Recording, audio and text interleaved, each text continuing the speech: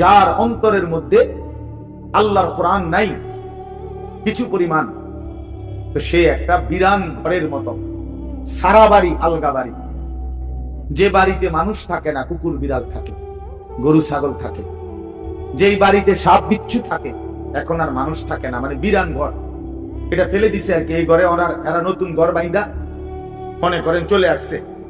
এখন ওই পুরান ঘর যেটা আলগা পড়ে আছে, এটার মধ্যে এখন আর মানুষ কেউ থাকে না। তো এটার মধ্যে আপনার কুকুর বিড়াল থাকে, সাপ বিচ্ছু থাকে, এই সমস্ত পোকামাকড় থাকে। এইটারে কয় বাইতুল খারিব, বিরান ঘর, সারা বাড়ি। আপনারা কি কোন আমি জানি না, আপনাদের অঞ্চলে কি বলে সারা বাড়ি? বুঝছেন তো কথা এটা না? ও তো সারছে, বুঝলেই। এই সারা বাড়ি রাসূলুল্লাহ সাল্লাল্লাহু আলাইহি সাল্লাম বলেন, যেই দিলে আল্লাহর কোরআন নাই, ওইটা গরু ছাগলের ঘর, ওখানে মানুষ থাকে না। সেই দিলে মানুষ থাকে না, জন্তু জানোয়ার, সাপ বিচ্ছু থাকে।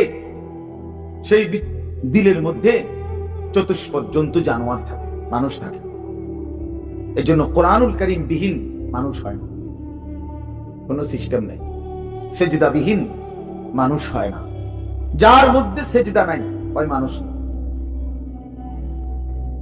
সুদা ও মানুষ।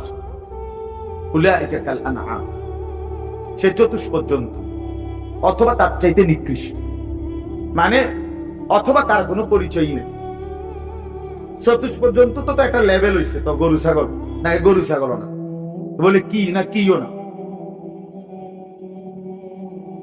বুঝেন না আপনি কথা? আপনি যদি বলেন যে এ তো গরু ছাগলও না, তাহলে হেতে কি না, হেতে কিও না, কিচ্ছুই নাই, কিছুই নাই।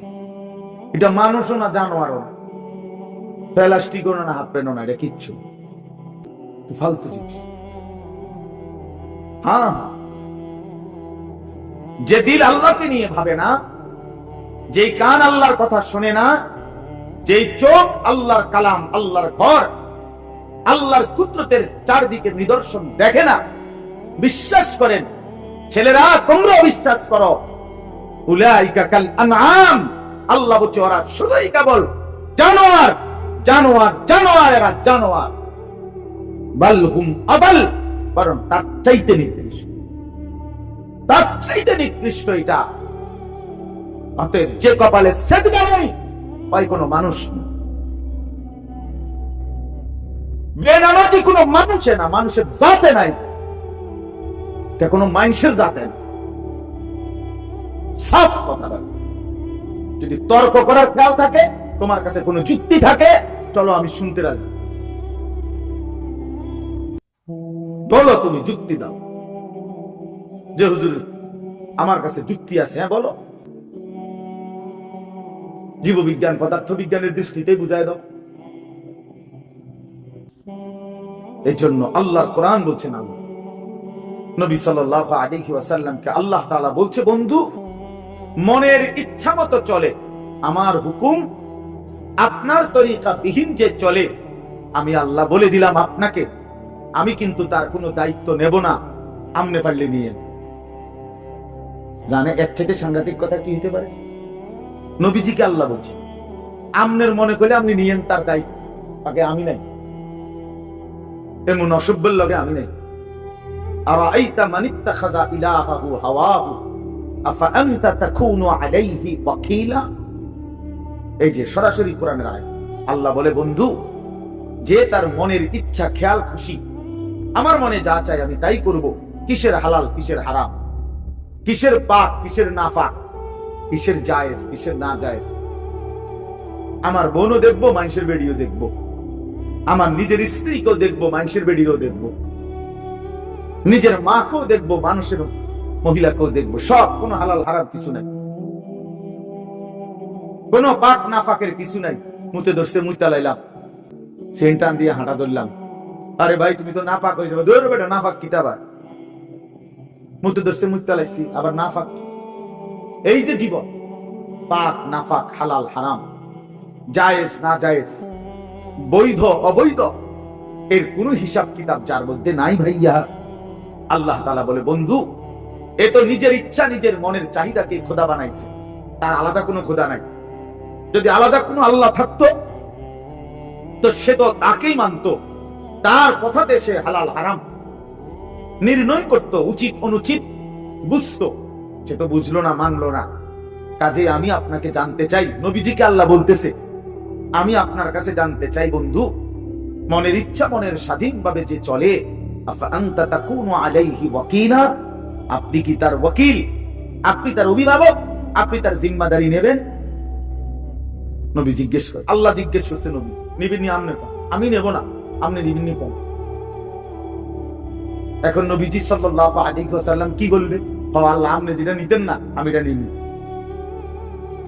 কথা বলে, সবাই বলে, এর যুক্তি হয় এটা? বলো ভাইয়া। আফা আনতা তাকুনু আলাইহি ওয়াকিলা, আপনি তার দায়িত্ব নেবেন? তো নিশ্চয়ই নবীজি বলবে, অসম্ভব মাওলা, আপনাকে নারাজ করে তো আমি গোটা পৃথিবীও চাই না, আপনাকে হারালে আমার আর থাকলো কি? তো এরপরে আল্লাহ তাআলা বলেন, আম তাহসাবু আন্না আকসারাহুম ইয়াসমাউনা আও ইয়াকিলুন, আপনি হয়তো ভাবতে পারেন, নবীজিকে আল্লাহ বলতেছে, এই নাফরমানগুলো কিছু শুনে অথবা কিছু বুঝে। আল্লাহ বলতেছে নবীজি, আপনি হয়তো মনে করতে পারেন এই বেঈমান নাফরমান পাপীগুলো কিছু বুঝে, কিছু মানুষ শুনে অথবা কিছু ভাবে। আল্লাহ বলে না, আমি বলতেছি, এবার শুনেন। আল্লাহ বলে, বন্ধু আমি বলতেছি, ইনহুম ইল্লা কাল আনআম, এদের পরিচয় আর কিছুই নয়, শুধুই জানোয়ার, শুধুই জানোয়ার, শুধুই জানোয়ার। বাল হুম আদাল্লু সাবিলা, বরং তার চাইতেও নিকৃষ্ট পথ হারা, তার চাইতেও বড় গোমরাহ। গরু ছাগলের যে দুর্দিমাগ আছে এই অপদার্থের দূর নাই, কুকুর বিড়ালের যে দুর্দিমাগ আছে এই হাইওয়ানের দূর নাই। কুকুর মনিব চিনে, বিড়াল মনিব চিনে, শুকর মনিব চিনে, গরু ছাগল মনিব চিনে, কিন্তু এই জানোয়ার মনিব চিনে না। 30 বছর এই জানোয়ার মনিবের সাথে যুদ্ধ করে, 30 বছর সুদ খায়, 30 বছর ধরে মিথ্যা বলে, 30 বছর ধরে ওজনে কম দেয়। খোদার 365 দিনের এক বছরে কোনদিন ফজরের নামাজ পড়ে না। এই জানোয়ার কুকুর বিড়ালের চাইতে নিকৃষ্ট জানোয়ার।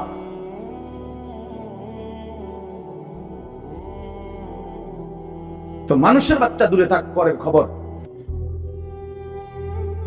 এক জন্তু জানোয়ার যেটুকু মনিব চিনে, এই জানোয়ার এটাও চিনে না।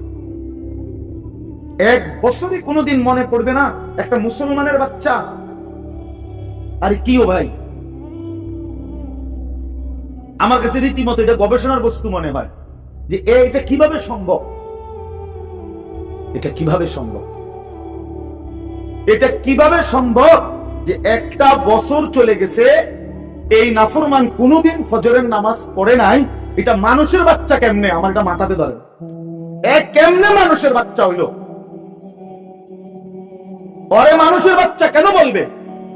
ওরে জানোয়ার না তো কে জানোয়ার?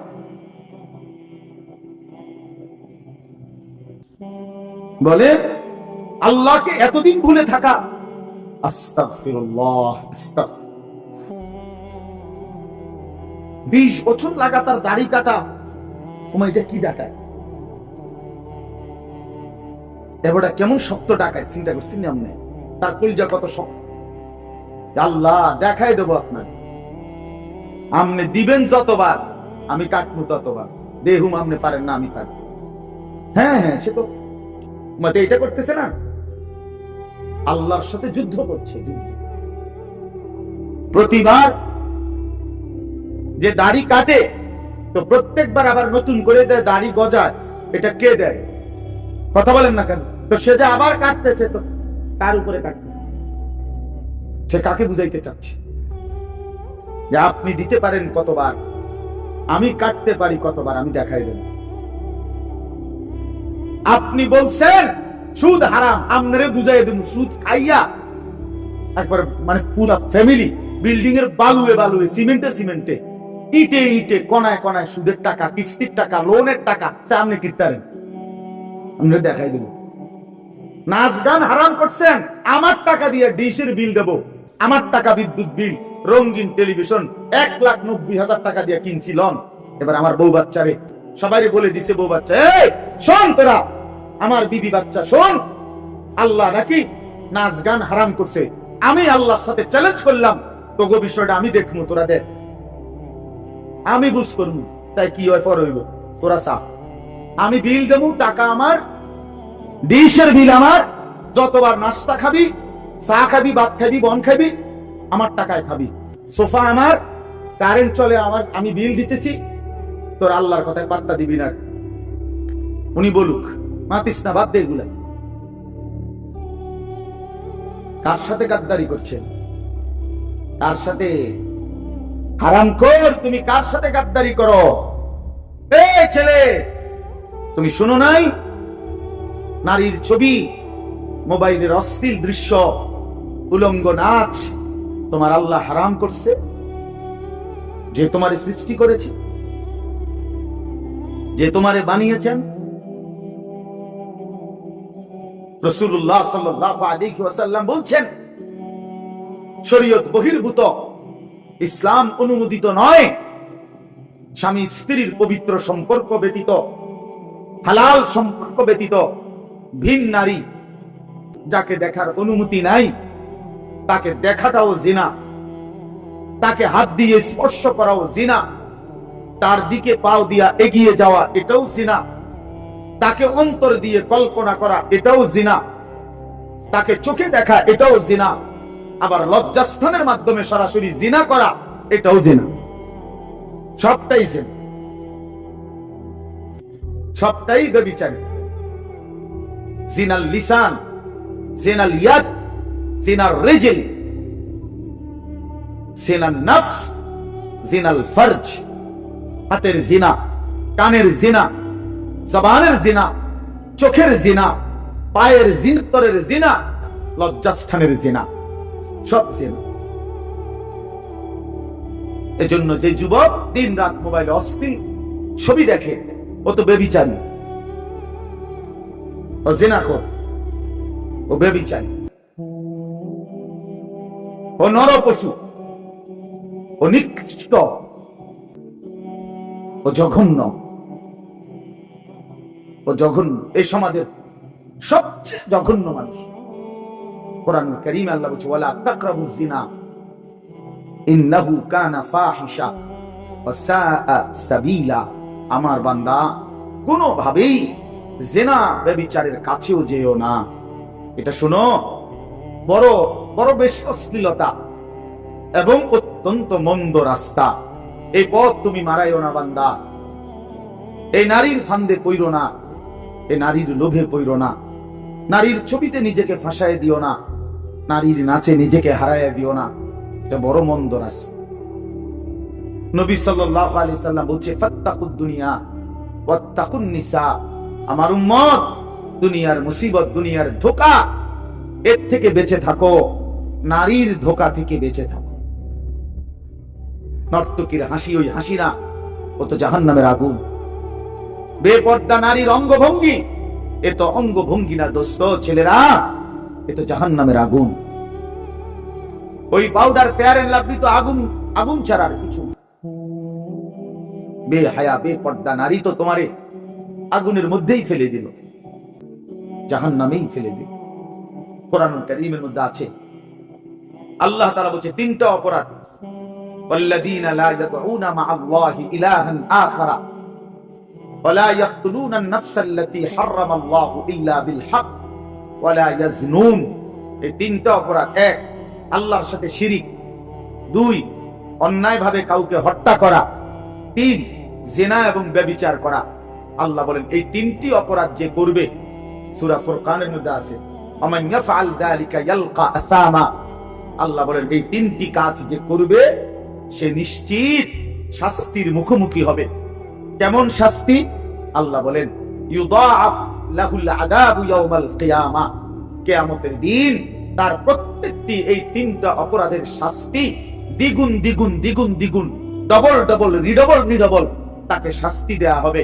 ওয়াখলুদ ফীহি মুহানা, এবং সে অত্যন্ত লাঞ্ছিত হয়ে বেইজ্জতি অবস্থায় অনন্তকালের জন্য জাহান্নামে পড়বে।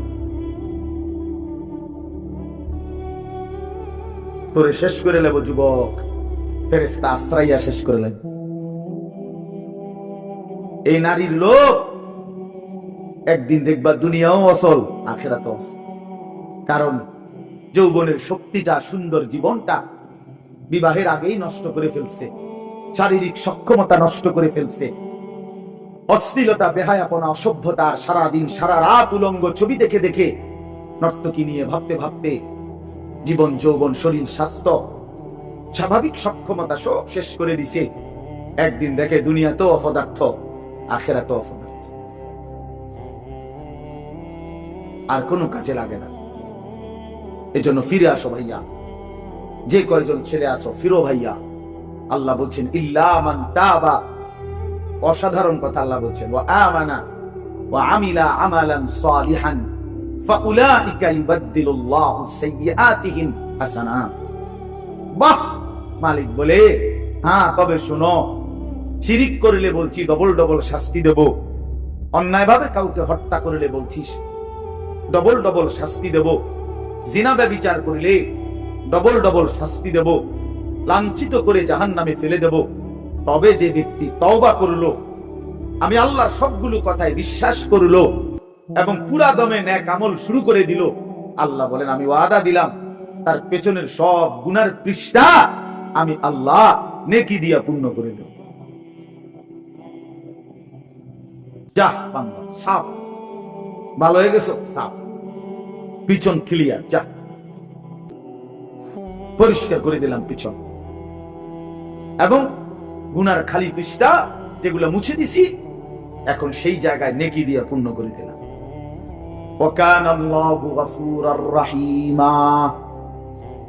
আল্লাহ বলেন যদি বলো বান্দা এতটা কেন করলেন মাওলা, এত মহানুভবতা কেন দেখালেন আল্লাহ, আল্লাহ বলে জানো না বান্দা, আমি আল্লাহ তো হচ্ছি গফুরুর রহিম। আমি তো বান্দা শাস্তি দিতে পছন্দ করি না বান্দা, মাফ করে দিতেই তো বেশি পছন্দ করি, দয়া করতেই তো বেশি ভালোবাসি। ওয়াকানা বিল মুমিনিনা রাহিমা। আল্লাহ বলেন আমার মুমিন বান্দার প্রতি আমি খুব বেশি দয়াবান, খুব বেশি দয়াবান। অপেক্ষায় থাকি বান্দা কোনদিন যদি গুনার নাফরমানি ছেড়ে দেয় আর করবে না তো যদি ওয়াদা দেয়, লজ্জিত আর অনুতপ্ত হয়ে চোখের এক ফোঁটা পানি ফেলে দেয়, রাত গভীরেও যদি একাকী আমি আল্লাহকে ডাক দেয়, আল্লাহ বলে বান্দা আমি ওয়াদা দিলাম গফারতু লাকা ওয়ালা উবালি, কোনো পরোয়া না করে তৎক্ষণাৎ আমি তোকে মাফ করে দেব। তুমি আইসো বান্দা, মনে পড়লেই আমার কাছে আইসো, ভুল বুঝলেই আমার কাছে আইসো, গুনাহ যদি ছেড়ে দিতে পারো আমার কাছে আইসো বান্দা। আর করবা না যদি বলতে পারো, মিথ্যা আর বলবা না, চুরি আর করবা না, জিনা করবা না, ব্যভিচার করবা না, সুদ খাইবা না, ঘুষ খাইবা না, হারাম নাফরমানির জিন্দেগি ছেড়ে দিয়ে আমি আল্লাহর কাছে আইসো। মনে রাখো বান্দা, গুনাহ যদি আসমান পরিমাণও হয়, আমার শর্ত মোতাবেক যদি আসো, আমি আল্লাহ এক নিমিষেই মাফ করে দেব। লাউ আন্না যুনুবাকা লাউ বালাগাত যুনুবুকা আনানাস সামা সুম্মা ইস্তাগফারতানি গফারতু লাকা ওয়ালা উবালি। আল্লাহ তাআলা বলে বান্দা তোমার গুনাহ যদি আসমান পর্যন্ত পৌঁছে যায়, তবুও যদি তুমি আমারে তিন শর্তে আমার কাছে আসো, এক হলো গুনাহ ছেড়ে দিলা, দুই আর করবা না ওয়াদা দিলা, তিন লজ্জিত আর অনুতপ্ত হয়ে চোখের পানি ছেড়ে দিলা, মাফ চাইলা, আমি ওয়াদা দিলাম কোনো পরোয়া করব না, ওয়ালা উবালি অর্থ হলো কোনো পরোয়া নাই, আমি তোমারে মাফ করব, কোনো দেরি নেই। লাউ আন্নাকা আতাইতানি বিকিরাবিল আরদি খাতায়া লা আতাইতুকা বিকিরাবিহা মাগফিরা। যদি তুমি জমিনের বালুকণা পরিমাণ গুনাহ নিয়ে আসো, আমি সমপরিমাণ মাগফিরাত নিয়ে আসো। তুমি আইসো, তুমি ঘাবড়াইও না, শুধু ছাইরা দিবানি কম, শুধু আর করবা না ওয়াদা, শুধু লজ্জিত আর অনুতপ্ত হয়ে মাফ চাও। আল্লাহ নবী সাল্লাল্লাহু আলাইহি ওয়াসাল্লাম বলেন, ইন্নাল্লাহা ইয়াকবালু তাওবাতাল আবদ মা লাম ইউগারগির। মৃত্যুর চূড়ান্ত যন্ত্রণা, সাকরাতুল মউত, গরগরা, শেষ নিঃশ্বাস টানা, মানুষ মউতের পূর্বে যেটা টানে, এই গরগরা আসার পূর্ব পর্যন্ত যদি আমার কাছে তওবা করে ওই 3 শর্তে আমার কাছে যদি আসো, আল্লাহ রাসূল বলেন আল্লাহ মাফ করে দিবে। কিন্তু শর্ত হইল ওই 3টা হইতে হইল। আমনের